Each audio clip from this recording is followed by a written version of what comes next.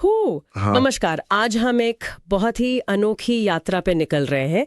एक ऐसी यात्रा जो हमें समय और स्थान की सीमाओं के पार ले जाएगी। हम गोता लगा रहे हैं प्राचीन भारतीय ग्रंथों में, खास तौर से भागवत पुराण और महाभारत में। यहाँ हमें कुछ ऐसी कहानियां मिलती हैं जो मतलब ब्रह्मांडीय यात्राओं, समय के अजीब बर्ताव और हाँ, अलग अलग आयामों या लोकों के बीच संपर्क की बात करती हैं। हमारी आज की ये जो चर्चा है वो cosmic journeys and ancient time relativity नाम के एक विश्लेषण पर आधारित है। तो आज हम करने क्या वाले हैं? देखिए, हम इन प्राचीन कथाओं को, जैसे राजा ककुदमी की कहानी है या फिर समुद्र मंथन जैसी घटनाएं, इनको सिर्फ कहानियों की तरह नहीं देखेंगे। हम कोशिश करेंगे इनकी परतें खोलने की। हाँ। क्या इनमें आधुनिक विज्ञान की कोई झलक है? क्या ये किसी उन्नत सभ्यता या कहें तो अलौकिक संपर्क की ओर इशारा करती हैं? हाँ। चलिए पता लगाते हैं। एग्जैक्टली। तो शुरुआत करते हैं राजा ककुदमी से। भागवत पुराण और महाभारत दोनों में ही इनकी कहानी आती है। राजा ककुदमी थे, उनकी एक बेटी थी रेवती, सृष्टिकर्ता ब्रह्मा के पास। हाँ, और वहां पहुंचकर ऐसा कहते हैं कि ब्रह्मा जी की सभा में गंधर्वों का संगीत चल रहा था, बड़ा दिव्य संगीत। तो राजा ककुदमी और रेवती वो संगीत सुनने लगे और उसमें वो इतने खो गए कि उन्हें लगा बस कुछ पल ही बीते होंगे। हाँ बिल्कुल, संगीत शायद बहुत ही मनमोहक रहा होगा। लेकिन यहीं पर कहानी में एक बड़ा दिलचस्प मोड़ आता है। जब संगीत खत्म हुआ और ककुदमी ने ब्रह्मा जी से अपनी बेटी के विवाह की बात की, तो ब्रह्मा जी मुस्कुराए।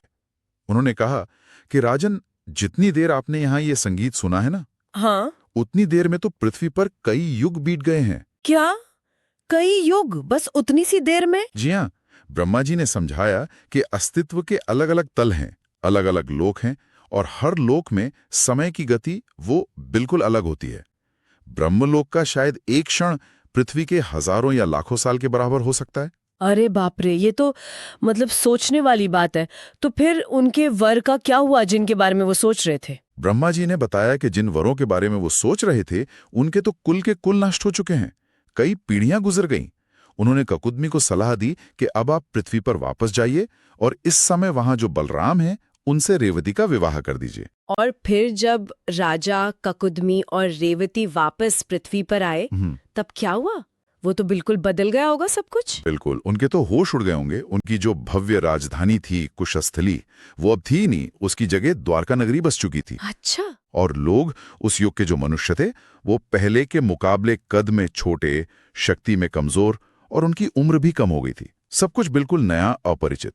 ये तो वाकई अद्भुत है। लेकिन आप कह रहे थे कि इसका संबंध विज्ञान से भी है। हाँ, यहीं पर ये कहानी सिर्फ पौराणिक नहीं रह जाती, ये सीधे सीधे जुड़ती है समय की सापेक्षता से, मतलब टाइम रिलेटिविटी। अल्बर्ट आइंस्टाइन ने जो सिद्धांत दिए थे ना, स्पेशल और जनरल रिलेटिविटी के। हाँ हाँ, सुना है, टाइम डायलेशन वगैरह। बिल्कुल वही, टाइम डायलेशन, यानी समय का फैल जाना या धीमा हो जाना। आइंस्टाइन ने बताया कि समय सबके लिए एक जैसा नहीं बहता। ये आपकी गति पर और आप किस गुरुत्वाकर्षण क्षेत्र में है, इस पर निर्भर करता है। अच्छा। अगर आप बहुत तेज चल रहे हों, प्रकाश की गति के करीब, या फिर किसी बहुत भारी चीज जैसे ब्लैक होल के पास हों, तो आपके लिए समय धीरे बीतेगा बाहर वाले की तुलना में। तो ककुदमी की कहानी में सोचिए, ब्रह्मलोक वो शायद पृथ्वी से बहुत दूर या किसी अलग डायमेंशन में, जहां गुरुत्वाकर्षण या ऊर्जा के नियम बिल्कुल अलग हों। तो वहां समय बहुत धीरे बीता? हाँ, संभव है। और उतनी ही देर में पृथ्वी पर युग बीत गए। ये कमाल की बात है कि क्या हमारे प्राचीन ऋषियों को समय की इस नॉन एब्सोल्यूट प्रकृति का अंदाजा था, जिसे विज्ञान ने 20वीं सदी में साबित किया। वाकई ये सोचने पर मजबूर करता है। मतलब ये ग्रंथ सिर्फ कथा कहानियां नहीं है, इनमें शायद गहरे वैज्ञानिक सत्य भी छिपे हो सकते हैं। और ये अकेला उदाहरण नहीं है। ग्रंथों में बार बार जिक्र आता है कि अलग अलग लोकों के प्राणी पृथ्वी पर आते जाते रहते थे। हाँ, ये तो हम जानते हैं। जैसे भगवान विष्णु या शिव, वो धर्म की स्थापना के लिए अवतार लेकर पृथ्वी पर आते थे। राम, कृष्ण, ये सब बिल्कुल वो तो मुख्य देवता हो गए। लेकिन उनके अलावा भी जैसे देव हैं जो स्वर्ग में रहते हैं, और असुर हैं जो पाताल या दूसरे लोकों में, ये दोनों ही समूह नियमित रूप से पृथ्वी पर आते थे, भूलोक पर। अच्छा, किस लिए आते थे? कई कारण थे। कभी आपस में युद्ध करने के लिए पृथ्वी को मैदान बना लेते थे, कभी यहाँ से कोई जरूरी चीज, कोई संसाधन लेने आते थे, कभी यहाँ के राजाओं या ऋषियों से संधि करने या मदद मांगने आते थे।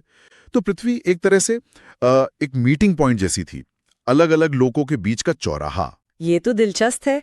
और स्रोत में एक शब्द इस्तेमाल हुआ है, स्थानीय एलियंस। इसका क्या मतलब हुआ? ये थोड़ा अजीब नहीं लगता? हाँ, ये शब्द थोड़ा चौंकाता है, पर स्रोत का इशारा ये है कि शायद कुछ प्राणी जैसे गंधर्व हो गए जो संगीत वगैरह में निपुण थे, या राक्षस जो शायद मूल रूप से पृथ्वी के नहीं थे, पर वो प्राचीन काल में मनुष्यों के साथ इतने घुल मिल गए, इतनी बातचीत हुई कि धीरे धीरे वो यहीं की आबादी का हिस्सा बन गए। मतलब हो सकता है उन्होंने खुद को यहीं की किसी जनजाति जैसा दिखा लिया हो, या फिर बाद में लोगों ने उनकी अलौकिक पहचान भुला दी हो। तो वो बाहरी और स्थानीय के बीच की जो रेखा है ना, वो धुंधली हो गई। वाह, ये तो इतिहास को देखने का बिल्कुल नया नजरिया हो गया। लेकिन अगर हम सबसे बड़े, सबसे व्यवस्थित अंतरलोक संपर्क की बात करें, तो शायद वो समुद्र मंथन है। हाँ बिल्कुल, समुद्र मंथन तो एक बहुत ही विशाल और महत्वपूर्ण घटना मानी जाती है। स्केल ही अलग था उसका। हाँ, और उसकी कहानी भी बड़ी नाटकीय है। शुरू कहाँ से होती है? ऋषि दुर्वासा के गुस्से से, है ना? जी। ऋषि दुर्वासा ने इंद्र और बाकी देवताओं को श्राप दे दिया, और उस श्राप के कारण देवताओं की सारी शक्ति, सारा तेज, सौभाग्य सब खत्म हो गया। वो बिल्कुल बलहीन हो गए। और जैसे ही देवता कमजोर हुए, बस उनके पुराने दुश्मन असुरों ने मौका देख लिया। उन्होंने हमला किया, देवताओं को हरा दिया और स्वर्ग पर कब्जा कर लिया। सारे ब्रह्मांड पर उनका राज रुक गया। देवता बेचारे भटकने लगे। तब वो विष्णु जी के पास गए मदद के लिए। हाँ, और विष्णु जी ने उन्हें एक उपाय बताया जो सुनने में ही असंभव लग रहा था। उन्होंने कहा कि समुद्र के अंदर अमृत छिपा है, उसे पीना होगा। अमृत, अमृता का वरदान। हाँ, लेकिन उसे निकालने के लिए पूरे क्षीर सागर का मंथन करना पड़ेगा, और ये काम अकेले देवताओं के बस का नहीं था। तो फिर क्या सलाह दी विष्णु जी ने? यहीं पर सबसे अनोखी बात हुई। विष्णु जी ने कहा, अपने दुश्मनों से संधि कर लो। असुरों से? हाँ, उन्होंने समझाया कि इस बड़े काम के लिए दोनों की ताकत चाहिए। असुरों को भी अमृत का लालच दिया गया, तो वो तैयार हो गए इस शर्त पर कि अमृत उन्हें भी मिलेगा। कमाल है। मतलब दो कट्टर दुश्मन, देव और असुर, एक साथ आए एक कॉमन गोल के लिए। पृथ्वी पर, बिल्कुल क्षीर सागर के तट पर। ये किसी आजकल की सुपर पावर समिट जैसा लगता है, पर स्केल कॉस्मिक था। और जो मंथन की प्रक्रिया थी वो भी देखने लायक है। मंदराचल पर्वत को मथनी बनाया, वासुकी नाग को रस्सी। हाँ, पढ़ा है। एक तरफ देवता, दूसरी तरफ असुर मिलकर खींच रहे थे। गजब की इंजीनियरिंग भी और जोखिम भी। आपको याद है, मंथन से सिर्फ अमृत नहीं निकला था। अरे हाँ, वो हलाहल विष। जी, सबसे पहले वही निकला। इतना भयानक जहर कि पूरी सृष्टि जलने लगी। तब शिवजी ने उसे पिया था। सही बात है। मतलब ये जो अंतरलोकीय प्रोजेक्ट्स थे, इनमें खतरे भी बहुत बड़े थे। बिल्कुल। तो ये पूरी कथा समुद्र मंथन की ये दिखाती है कि पृथ्वी या वो क्षीर सागर वाला इलाका वो कितना महत्वपूर्ण था। वहां ऐसे अनोखे संसाधन थे जैसे अमृत, जो शायद कहीं और नहीं थे, और इसीलिए पृथ्वी अलग अलग शक्तियों के बीच संपर्क, सहयोग और हाँ, झगड़े का भी केंद्र बनी रही। वाह, मतलब पृथ्वी सिर्फ इंसानों का घर नहीं बल्कि एक कॉस्मिक स्टेज थी जहां बड़ी बड़ी शक्तियां अपने खेल खेलती थीं। और ये संपर्क सिर्फ शांति वाला नहीं था, युद्ध भी होते थे। ग्रंथों में देवों और असुरों के भयानक युद्धों का वर्णन है, और उनमें जो टेक्नोलॉजी इस्तेमाल हुई वो तो आज के साइंस फिक्शन जैसी है। हाँ, विमानों का जिक्र तो बहुत आम है, उड़ने वाले रथ या मशीनें। लेकिन कुछ हथियार तो और भी खतरनाक लगते हैं, जैसे वो इंद्र के डाट या अमोघ शक्ति का जिक्र है। कहते हैं कि वो किसी गोल आईने जैसी चीज से चलती थी और उससे एक तेज रोशनी की किरण निकलती थी जो किसी भी लक्ष्य को तुरंत भस्म कर देती थी। हाँ, ये वर्णन ध्यान खींचता है। आज के समय में जब हम इसे पढ़ते हैं तो तुरंत तुलना होती है आधुनिक हथियारों से, जैसे लेजर वेपन्स, या आजकल जो डायरेक्टेड एनर्जी वेपन्स बन रहे हैं, वो भी तो केंद्रित ऊर्जा या प्रकाश से ही लक्ष्य को नष्ट करते हैं। तो सवाल उठता है, क्या ये महज कल्पना है या किसी प्राचीन तकनीक का वर्णन? और एक और हथियार का जिक्र आता है महाभारत में, ब्रह्मास्त्र, या जिसे श्रोत में लौह वज्र कहा गया है। कहते हैं कि वो एक अकेला प्रोजेक्टाइल था, लेकिन उसमें ब्रह्मांड की सारी शक्ति भरी होती थी। और उसके चलने का जो वर्णन है वो तो और भी डरावना है। कहते हैं कि जब वो चलता था तो आसमान में हजारों सूरज चमकने लगते थे। एक बड़ा सा धुआं और आग का बादल उठता था, मशरूम जैसा। मशरूम जैसा। हाँ, और जहां वो गिरता था वहां सब जलकर राख। इंसान, जानवर, पेड़, कुछ नहीं बचता था। जमीन बंजर हो जाती थी, जहरीली, लंबे समय तक कुछ उगता नहीं था। ये वर्णन तो बिल्कुल परमाणु बम जैसा है। वो मशरूम क्लाउड, भयानक गर्मी, रेडिएशन, क्या ये हो सकता है? देखिए, ये बहुत बड़ा सवाल है और इस पर बहुत बहस भी होती है। वर्णन इतने मिलते जुलते हैं कि कई लोग मानते हैं ये सिर्फ कवि की कल्पना नहीं हो सकती। क्या ये सबूत है कि प्राचीन काल में ऐसी विनाशकारी तकनीक मौजूद थी? क्या ये युद्ध सिर्फ यहीं लड़े गए, या ये कोई इंटरगैलेक्टिक या इंटरडायमेंशनल झगड़े थे जिनका असर पृथ्वी पर पड़ा? स्रोत इन्हीं संभावनाओं की तरफ इशारा करता है।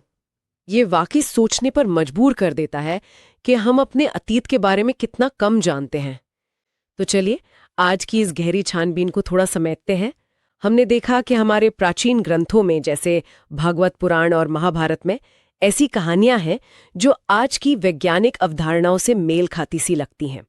राजा कुकुदमी वाली कहानी और टाइम रिलेटिविटी ये एक बड़ा उदाहरण है। बिल्कुल, और ये भी देखा कि इन ग्रंथों में पृथ्वी को सिर्फ एक अकेला ग्रह नहीं माना गया, बल्कि एक ऐसा केंद्र माना गया जहां अलग अलग लोकों के प्राणी आते जाते थे। देव, असुर, गंधर्व, वो यहाँ सहयोग भी करते थे, जैसे समुद्र मंथन में, और लड़ते भी थे।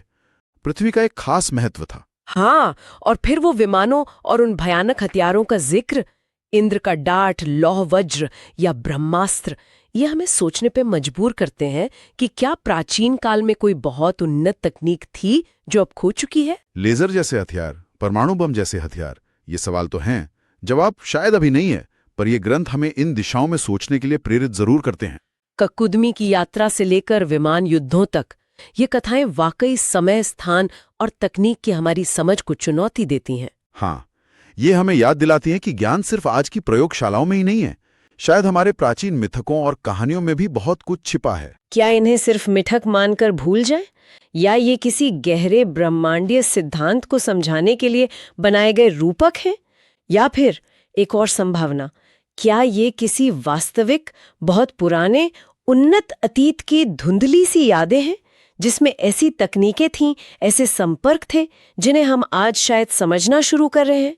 इन पवित्र ग्रंथों में और क्या क्या राज छिपे हैं, ये खोजना शायद हमारी अपनी यात्रा का हिस्सा है।